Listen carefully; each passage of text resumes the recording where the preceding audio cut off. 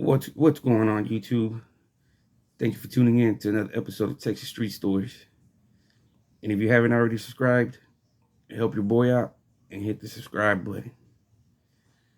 On today's episode, we're going to be talking about a story about short stopping. The definition of short stopping down here where I'm from is, somebody blocking your money, somebody taking the money elsewhere, somebody telling them people, oh, your product ain't good. Come over here, better, it's bigger. That's short stopping. So on this occasion,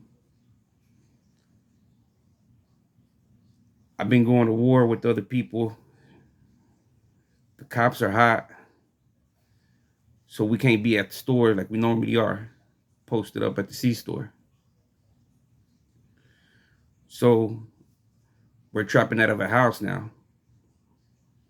The house we had was from a dope fiend. This dope fiend was staying free of rent. All he had to take care of was the electricity and the whatever bills he was using. He just had to pay that. But he was a crackhead. He was a white dude. Right? So we trapping out of that. I'm like, hey, we move in. We take care of the bills. We're only gonna give you so much crack. We're only gonna feed you so much. We're not gonna just be supporting your habit. You go out there, earn your money, or do whatever you got. I'll tighten you up. But he was cool. He turned out to be like an errand boy. Go do this, go do that. Beat up a couple of dope fiends because this white dude. He was like 6 foot. He was a pretty healthy white dude. He was pretty. He wasn't really a crack kid, fully converted crack kid. He was on the verge of being there, but he wasn't fully. So on this occasion, nobody's been coming. Nobody's been coming. It's been kind of slow. And I'm like, why is it so slow? Nobody's really been showing up. And it used to be like in and out. Like I had customers coming. It seemed like every minute. They were coming. But on this day, it was slow. It was slow. So I didn't think too much of it. I said maybe people weren't spending. So the next day, I'm thinking, it'll pick up in the morning. It picked up a little bit in the morning, but then it started slowing down again. I'm like, oh no, there's something going on. There's something going on. So I tell my homeboy, I said, let's run up to the store and let's go post up and let's see what's going on. Because we had our customers that would call us through the phone, but it's nothing like the walk-ins. What I consider a walk-in is you at the store and somebody just happens to come up to you without you really knowing who these people are. It's a risk, but sometimes these are the best customers that get there because they don't really know where to get it from. They got the money to spend. They just don't know where to get it from. So we're there scoping out the situation, and then we see that this Dopefiend named Weddle, he's taking them somewhere else. Because we see the people pulling up, asking, hey, where can we go? Where can we score? Where can we score? And I'm thinking, let's wait. Maybe he's gonna direct them to where we're staying at. Nah, he took them up the street to the other C-store on Forest and Dennis, to my competitors. I was mad. I was mad, because I had already warned this dude before. I had already told him, hey, stop short stopping, man. Stop taking these people elsewhere, outside you up, But he wasn't listening. So we waited for him to come back. My homeboy David, he's a pretty big, pretty sized big dude. So we hop in my lack, drive across the street, because at this time we're at the Texaco, across the street from the C-store, scoping out the scene. So we hop back in it. We drive up. Once we seen him pull up, he gets off, and he's about, I guess, go hit his pipe. But on the process of him trying to go do his thing, we pull up. I pop the trunk. My homeboy grabs him, throws his ass in the trunk. We close the trunk, and we take him to the house. So once we get to the house, it's everything, man. We giving dude the blues, you know. Everything's going, you know. He's getting hit in the hammer. His hands are getting disfigured. You know, this guy's about to get it. You know, he's about to meet his maker, and I guess he felt it because he mustered every courage that he had, wanting to live. That he jumped out these windows, these old school windows, not none of these thin windows that they got nowadays. It was from old houses that the windows were pretty thick. This motherfucker jumped out that window, made a hole through the fence, and collapsed in the next door neighbor's backyard. Take in mind, this motherfucker's all bloody. You know, his hands, his body, his head. You know, this guy looks like a slaughtered fish. Just so we're like, fuck. You know, we just done burned up the spot. You know, the cops are gonna come. You know, somebody's gonna call the ambulance for this dude, and they're gonna see the hole leading to the next house, and they're just gonna follow the fucking trail of blood. So I said, it's time to go. I said, get the shit we can get. It's time to go.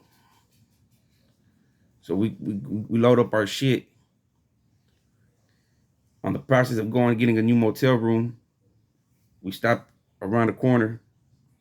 We all throw our clothes inside the trash can because we were all, man, all our clothes were our shoes, our clothes, man. It was bad. So we in there, we swapping out our clothes before we go to the motel room because we can't go to the motel room trying to get a room like this.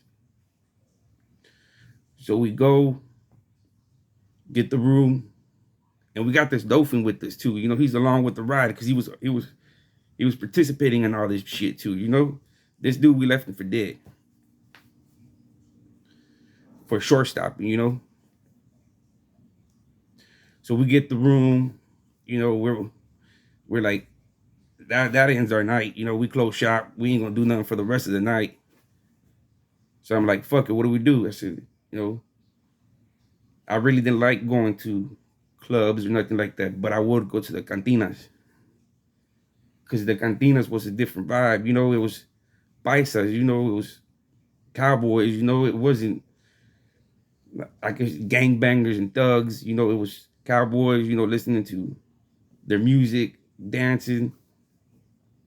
We were out of place when we would go to the cantina, but at the time they were an ID and they would let us drink.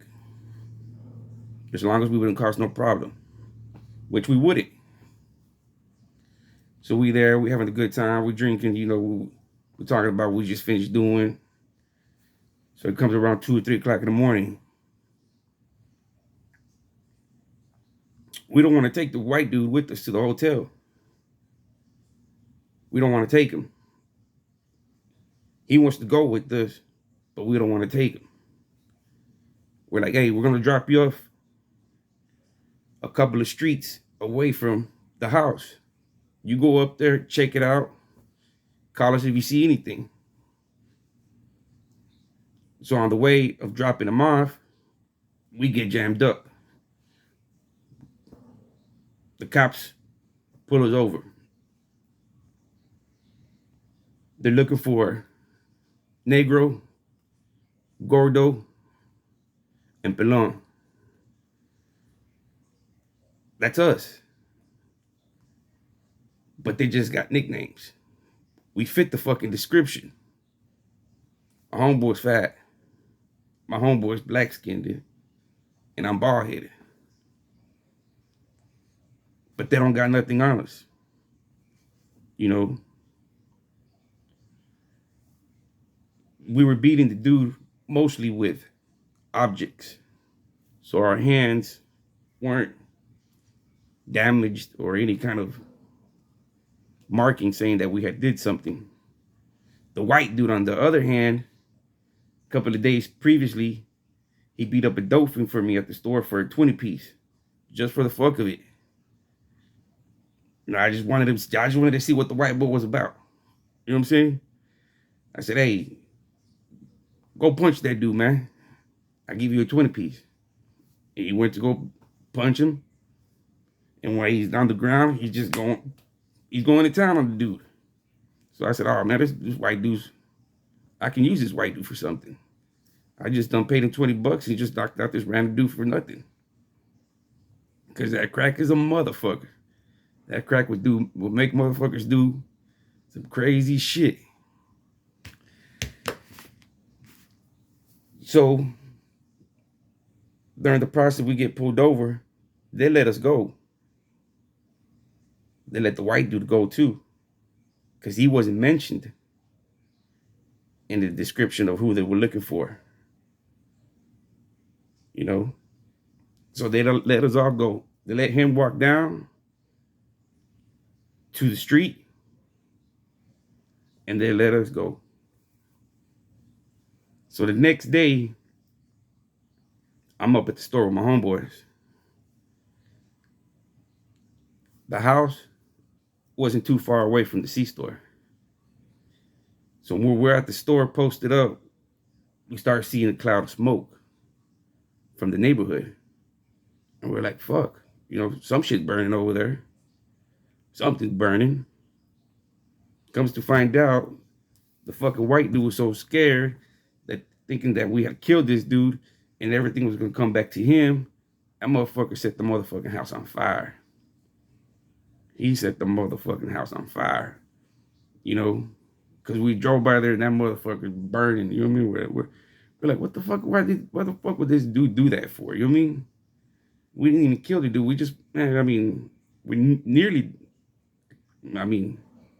almost did. You know what I mean? Let's just put it that way. We almost did, but we did it. You know, I seen the dude maybe like 2-3 months later. His hands were fucked up. You know, they were out of place. You know, but I guess that's what a fucking hammer would do to him. You know, and I told him, I gave him $100 worth. I said, here you go, man. Thank you for not telling more than what you did that day. Because you could have said a lot more, but then you knew you weren't going to be able to come back around here. And this is your town. This is your side. You know, you ain't got nowhere else to go. So where else are you going to go? So I gave him 100. Gave him 100 slab. I said, thank you for not telling. I said, but you know you had it coming. It wasn't the first time that somebody did this to you. My homeboy Ruben used to do the same shit to you, but he didn't go that far to you. You know, he would just slap you around like a bitch, but you still didn't listen. You know, so I had to take you an extra notch. You know, he understood, what he was doing was wrong. Don't ever play with the man's money, you know. Because at the end, you weren't even serving, you were just a smoker. You could have brought him to me and I would have tightened you up anyways. I always tightened them up. Thank you for tuning in to another episode of Texas Street Stories. That's just one story. You know, it's called short stopping down here in Texas. You know, don't do it. Thank you for tuning in. If you haven't subscribed, help your boy out and hit the subscribe button.